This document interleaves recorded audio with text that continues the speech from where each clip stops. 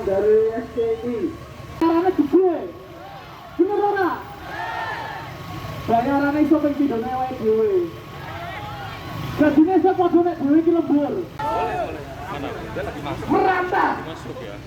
Kita kena imbas Orasi pertama ke ketua dari hati-hati orang-orang iblis yang menetapkan omnibus law.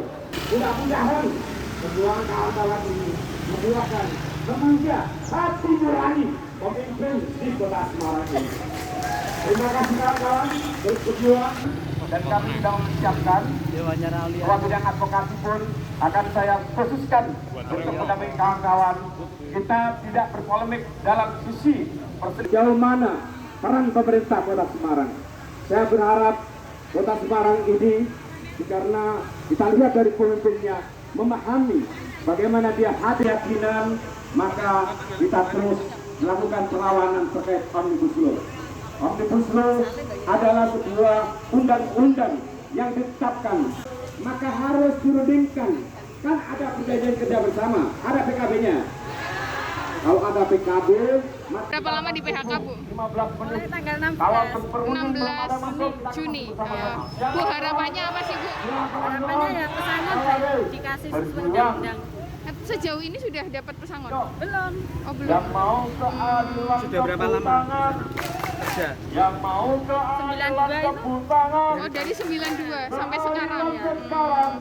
Alasannya apa, Bu, dilakukan PHK, Bu? Katanya sudah ada orderan. Bu, namanya siapa? Berapa Bu yang dibayarkan total? Sebesar 500. Itu serentak semua. Udah kemarin ya kalau kan dulu ya saya itu kemarin 326 terus diambilkan di RPI 1. Kalau saya kan RPI 2. Diambilkan RPI 1 berarti totalnya 500. Kami kepinginnya bekerja kembali ya Bu. Iya, pengennya kerja kembali. Bu, setelah ini sudah ada rencana, Bu, mau apa gitu, Kak? Siapa aku? Kan udah tua, Mbak, kan kalau kerja udah ada laki-laki. teman-teman pekerja ini tetap jalan, dan mereka akan menagihkan kepada perusahaan agar mereka supaya tidak ditutup. Itu yang saya sampaikan, dan tetap semangat, kita berupaya. Semoga Allah SWT dan Maha Kuasa memberikan kemudahan.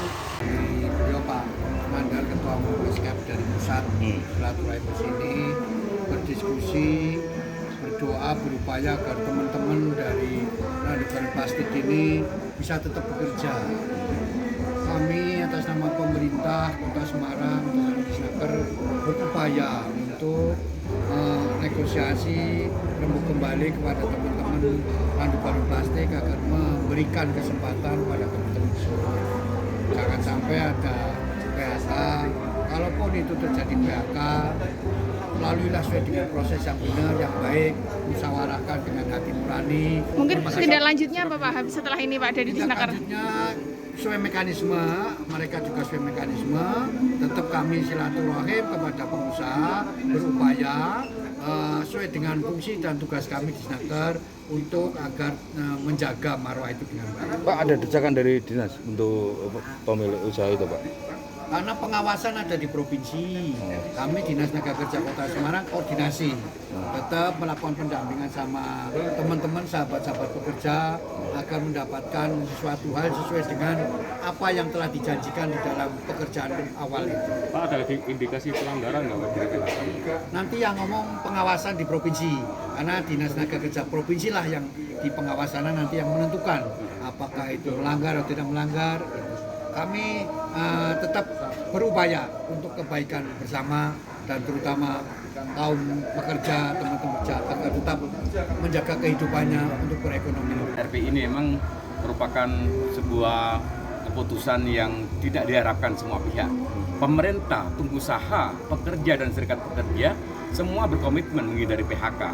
Dan kalau toh PHK dalam proses, tidak boleh menghentikan sepihak, tidak boleh menghentikan upah, tidak boleh menghentikan jaminan kesehatan. Itu yang harus diluruskan.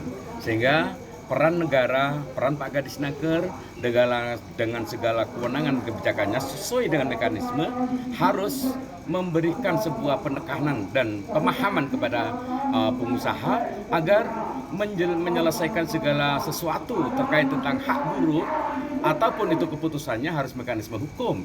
Tidak boleh semena-mena seperti ini. Kondisinya seperti apa di RPI? Jadi hari ini ada informasi bahwa per tanggal Juni tidak diupah, dirumahkan hampir 400 RPA 2 ada 480, hampir 500 lah ya. kontrak RPA 1 ada 130. Ya, hampir 400 lebih, antara 500 lebih.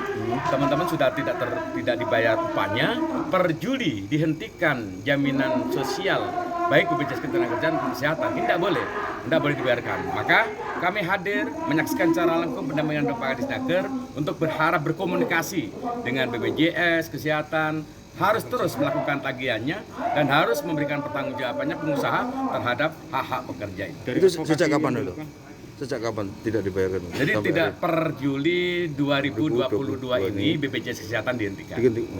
Pak, dari advokasi yang dilakukan itu ada indikasi pelanggaran? Ya, jadi kalau melihat dari beberapa cara-cara yang dilakukan oleh perusahaan, ini jelas indikasi pelanggarannya sangat jelas karena kita memandang dalam persoalan hukum menentukan PHK atau menetapkan PHK harus mekanisme hukum. Kalau memutuskan PHK sepihak, ini adalah yang dinamakan keadilan yang diharapkan kepada buruh tidak akan tercapai. Cara-cara pemecatannya PHK yang melanggar hukum itu bagaimana? Ya, cara-cara pemecatan yang sudah jelas kalau sepihak atau pemberitahuan tanpa memberikan hak yang sebenarnya.